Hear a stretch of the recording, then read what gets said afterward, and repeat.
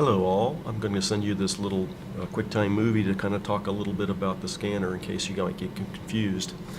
In the labs we're using this Epson scanner, so up along the top as you launch it, the first thing you want to do is make sure that you're in professional mode right here instead of full auto mode or home or office mode. Other scanning software will call it different, but you want to make sure it's on professional mode. Image type, we'll be scanning in 24-bit color. I know some of you using grayscales or black and white images, but we will always want to work in color. No real advantages here to using 48-bit over 24-bit other than a larger file size. So we want a 24-bit color, which could be the defaults. Our target resolution is going to be 300 dpi. That's for the printer that Alyssa has, and so that's what we're going to target. The document size over here, I've already previewed it down in this window, so you can show it over here. You can see it over here. And I've already selected it. I'll fix that skew in Photoshop. But you can see where I've already selected the image to go ahead and start scanning. And it's a 3.5 by 5.79 inch image.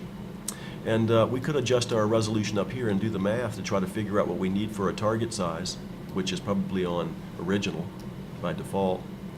But I'm going to toggle that target size over to legal size. Right now 11 by 17 is my width and my height because I'm working portrait as opposed to landscape. And here you can see they're going to scale it up 200. You can have one double the other and not lose anything. So most scanners will just adjust the resolution in DPI. And then down in here we have the descreening. At the top here we want to make sure that we put this on the type of document that we're going to be scanning. And so if I scroll back up at the top here, we can see that we have reflective, scanner glass, and document.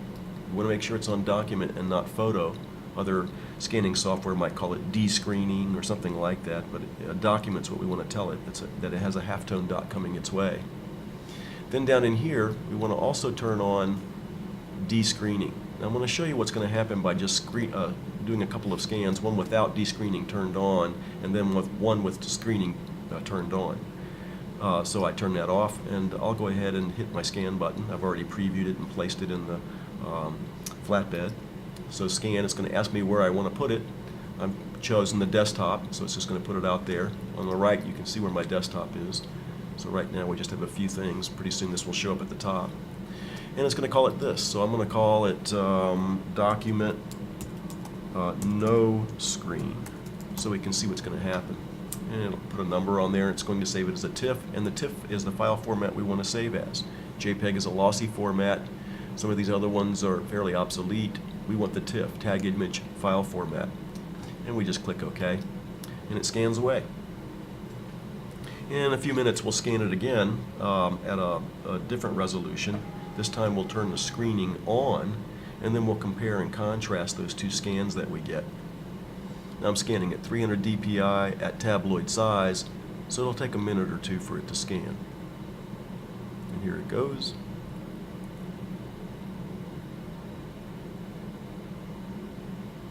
Come on.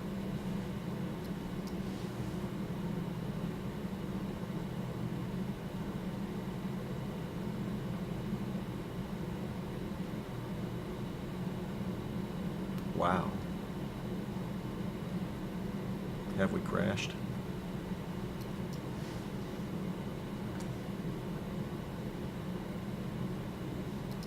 Let's see if we've crashed.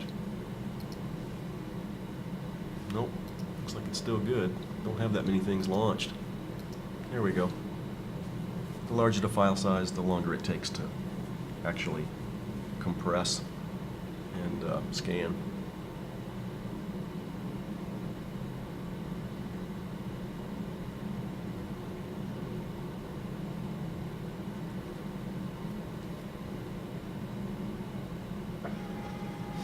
Okay, so we have that document, we scan, we launch back into the Epson scanner software, and on our desktop we can see the scan itself, there she be, and in my folder window I can see it at the top there because I'm sorting by date modified.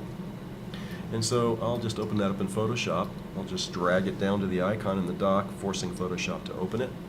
And if I take a look at that file from the distance, it looks pretty good as I'm zoomed out. With my magnifying glass, I'm going to go ahead and zoom in and see what we're really looking at. And so People are probably familiar with a color halftone dot, but that's what's happening. We have cyan, magenta, yellow, and black laid on top of itself. So we'll just look at that because we want to get rid of that dot pattern. So we'll go back and we'll leave our defaults on the scanning software. I'll just minimize this Photoshop window. And we'll go ahead and leave the defaults that we had before. The only thing that we're going to change is, and those defaults again are going to be document type, 24-bit color, 300 dpi, and if you want to, you can increase that dot per inch, or you can increase the physical size here under your target size, and you can just punch those numbers in if you need it even bigger than tabloid size. And it'll do the math in terms of how much it needs to make it bigger. And then down in here under descreening, we had it turned off. Let's turn it on.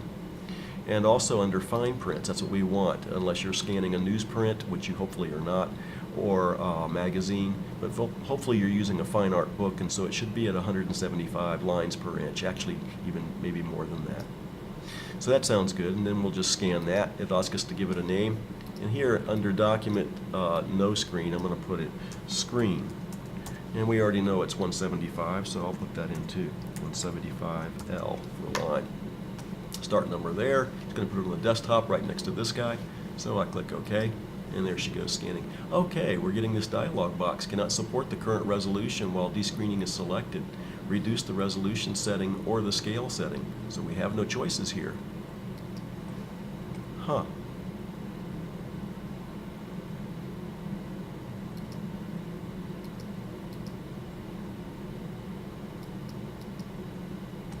Scale.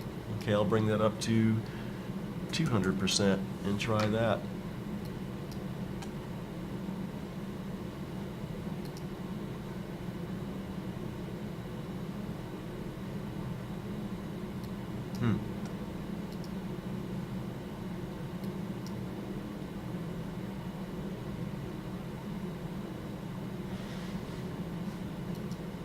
I don't have a lot of choices.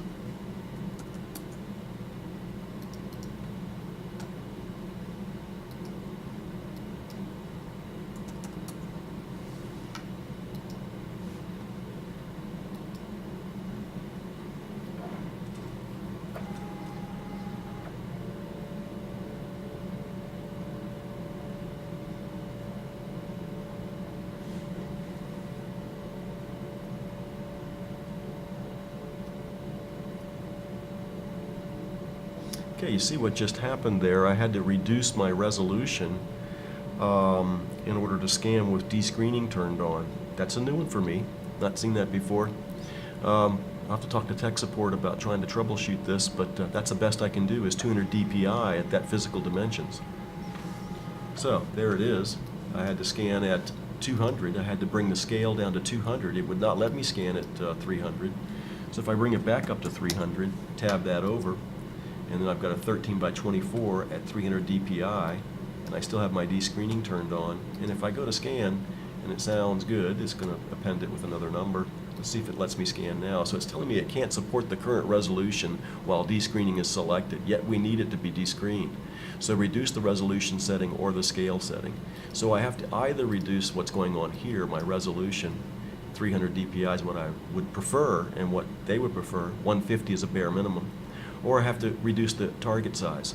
So I'm going to leave it at my target size, and instead I'm going to take this over here and reduce that to 150. Tab that over and see if it will scan now. And I'll call it 150 dpi, 150 dpi. That's different than the lines per inch I'm telling it to descreen. Down here 175, I'm scanning at a 150 dot per inch image, and I'll see if it'll take that one. So it's liking that. So either you're going to have to if you run into this dialog box where your image is too big to descreen, it's a software problem. So you're going to either have to descreen it by reducing the DPI, and I would go down in little increments until it accepts it, trying to get the highest dot per inch you can, and or your physical dimensions that you're outputting it at, your target size in that same dialog box. And so at any rate, let's go take a look at these in Photoshop. So there's the one that I screened at 175. I'll bring that into Photoshop. And again, it looks pretty good. And I'll compare it to the one that's 150 dots per inch. And I doubt we'll be able to see much difference. You notice it got a little bit different size there. So if I take my document that was screened and kind of zoom in on it And let's take a look at that halftone dot that we had before. And you'll see now, if I take a look at this image and compare it to the other one, you'll see why we have to descreen. If you don't descreen, this is what you're working with, a bunch of mechanical halftone dots. You know, it zoomed in like that, you're still able to see some pixelization, but this is much more preferable. You're dealing with continuous tones here instead of a mechanical halftone dot. So it's necessary to descreen this image. Let's compare it to the other one that was 150. If I look at this image, and image size, it's an 8 by 13 inch image. I had to reduce the physical dimensions of it in order for the scanner to be able to scan it. I kept it at 300 dots per inch. Cancel. And if I take a look at the next document, the last one that I did, and zoom in on that, you know, equally it should look great compared to the one that's got the halftone dot in it. So if I bring that down and compare that to the original one that I did not descreen, again, pretty drastic. So we've got to get rid of that halftone dot, and the trade-off is going to be either your dots per inch, 150 is a bare bones minimum, or your physical size that you're trying to scale it up. One of those others. You're going to have to fudge on that, and I'd come down in small increments until the software accepted it after you hit this scan button. Okay, well, good luck with it, and this is hopefully helpful. But at any rate, we need to try to get rid of that halftone dot. So you want to zoom in Photoshop and just look and make sure that you're not staring at a halftone dot, that you're looking at continuous tones. Okay, good luck.